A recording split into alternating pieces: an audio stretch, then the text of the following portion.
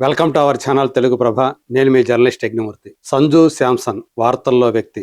కారణం మన భారత్ T20 టీంని T20 వరల్డ్ కప్లో సెమీఫైనల్స్కు చేర్చాడు. అది కూడా ఒంటి చేత్తో. మిగతా వాళ్ళందరూ కూడా బ్యాట్స్మెన్ అందరూ కూడా స్ట్రగుల్ అవుతున్న చోట తను 97 నాట్అవుట్గా నిలిచి ఓపెనర్గా వచ్చి లాస్ట్ వరకు నిలిచి ఆఖరికి విన్నింగ్ షాట్ కూడా కొట్టి సో భారత్ని గెలిపించి సగర్వంగా తలెత్తాడు. అంతకుముందు అంటే ఈ T20 వరల్డ్ కప్కు ముందు తన పరిస్థితి చాలా దయనీయంగా ఉంది. అసలు టీంలోకి వస్తాడా రాడా అనేటువంటి ఒక సందిగ్ధ పరిస్థితిని ఎదుర్కొన్నాడు. ఫైనల్ 11లో కూడా అతను లేడు T20 వరల్డ్ కప్లో. సో ఎప్పుడైతే మరో ఓపెనర్ అభిషేక్ శర్మ కాస్త అనారోగ్యం బారిన పడ్డాడో ఇతనికి ఆడే ఛాన్స్ వచ్చింది నమీబియా టీం మీద. సో ఆ తర్వాత అతను వరుసగా 3 ఆటలాడాడు. చివరి సూపర్ 8 మ్యాచ్లో జరిగినటువంటి 4 ఏదైతే ఉందో వెస్టిండీస్ తోటి, దాంట్లో తన అసలు సిస్సలైనటువంటి తన ఒరిజినల్ ఆటను ప్రదర్శించి సో అందరూ కూడా విమర్శకులందరినీ కూడా నోళ్లు మూయించాడు. అలాగే తన అభిమానుల్ని అలరింపజేశాడు. నేషనల్ హీరో అయిపోయాడు. ఇదంతా మనం ఆల్రెడీ చూసాం.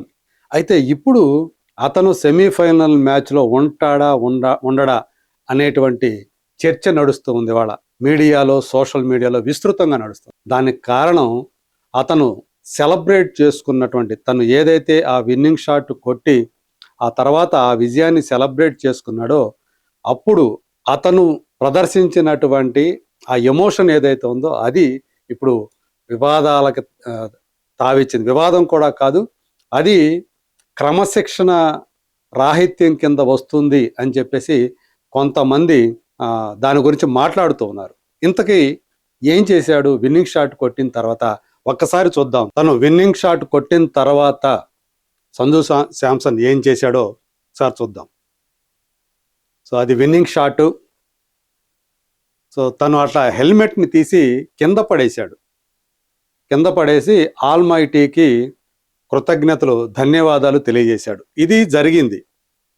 సో దీంతో ఇప్పుడు అంతా కూడా తను ఏదైతే హెల్మెట్ని విసిరేశాడో పక్కకి, అది కోడ్ ఆఫ్ కాండక్ట్ కింద వస్తుంది అని చెప్పేసి చెప్తున్నారు.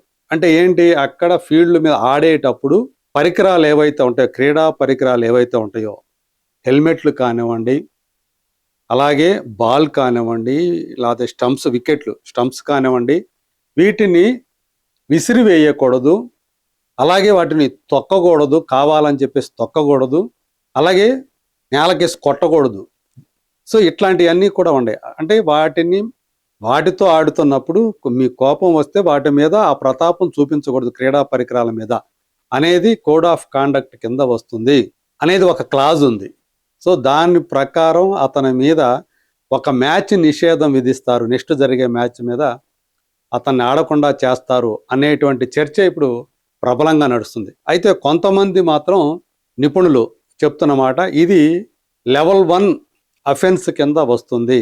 అంటే అంత తీవ్రమైనటువంటి మ్యాచ్ నుంచి నిషేధం అయితే విధించరు. లెవెల్ 1 ఏదైతే కోడ్ ఆఫ్ కాండక్ట్లో ఉంటుందో, ఆ లెవెల్ 1 క్రమశిక్షణ రాహిత్యం ఏదైతే ఉందో దానికి కేవలం అతని మ్యాచ్ ఫీజులో నుంచి జరిమానా వేస్తారు. సపోజ్ అతని మ్యాచ్ ఫీజు 1 కోటి రూపాయలు ఉందనుకుందాం, 50 లక్షలు జరిమానా. అతను ఒకవేళ 1,00,000 రూపాయలు ఉందనుకుందాం, 50,000 జరిమానా. ఇలా ఉంటుంది. సో ఇది లెవెల్ 1 క్రమశిక్షణ రాహిత్యం కింద వస్తుంది అని చెప్పి కొంతమంది అంటే, కొంతమంది అది కూడా కాదు అని చెప్తున్నారు. ఎందుకంటే అతను కోపంతో విసిరివేల, తను గెలిచినటువంటి ఉత్సాహం, ఉత్తేజంతో ఆ ఆనందాన్ని తను అట్లా పడేశాడు. అంతే తప్ప అతను ఆగ్రహంతో చేసింది, కోపంతో చేసింది అయితే కాదు కదా అని చెప్పేసి కొంతమంది తన చర్యని సమర్థిస్తూ ఉన్నారు.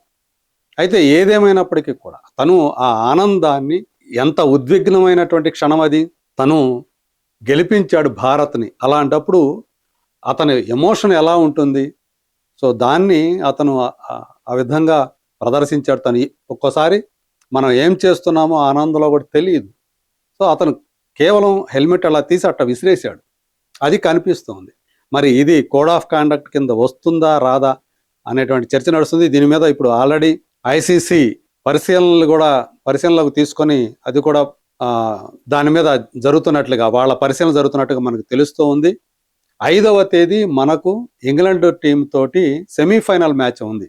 మరి నిజంగా ఒకవేళ అంత సివియర్ పనిష్మెంట్ ఇచ్చి ఒక మ్యాచ్ నుంచి అతన్ని నిషేధం కనుక విధిస్తే ఖచ్చితంగా భారత్కి సెమీఫైనల్ విషయంలో కొంత ప్రతికూల పరిస్థితి ఎదురయ్యే అవకాశం ఉంది. ఇది ఎందుకంటే జట్టు మానసిక సమతుల్యాన్ని దెబ్బతీస్తుంది. సో అలా జరగకూడదని చెప్పి మనం ఆశిద్దాం. ఇవాళ అతను హీరో, అతను ఆనందంతో చేసినటువంటి ఒక చర్య దాన్ని క్రమశిక్షణ రాహిత్య కింద పరిగణించి నిషేధం విధించేంత పెద్ద తప్పు అతనేం చేశాడు అని చెప్పేసి చాలా మంది ప్రశ్నిస్తూ ఉన్నారు. సో మనం కూడా సంజు శాంసన్ 5వ తేదీ ఇంగ్లాండ్తో జరిగేటువంటి సెమీఫైనల్ మ్యాచ్లో ఆడతాడు. ఇప్పుడు ఎలా అయితే గెలిపించాడో అలాగే ఆ మ్యాచ్లో కూడా సెమీఫైనల్ మ్యాచ్లో కూడా ఆ ఫామ్ని కంటిన్యూ చేసి జట్టు విజయంలో తను కూడా కీలక పాత్ర పోషిస్తాడు అని చెప్పేసి మనం కూడా ఆశిద్దాం. మరి ఇప్పుడు ఏదైతే చర్చ నడుస్తుందో అది అతనికి ఎలాంటి మ్యాచ్ నిషేధం కానీ అతనికి ప్రతికూలమైనటువంటి ఏ చర్య కానీ ఐసీసీ చేపట్టదని చెప్పేసి భావిద్దాం. చూద్దాం ఏం జరుగుతుందో.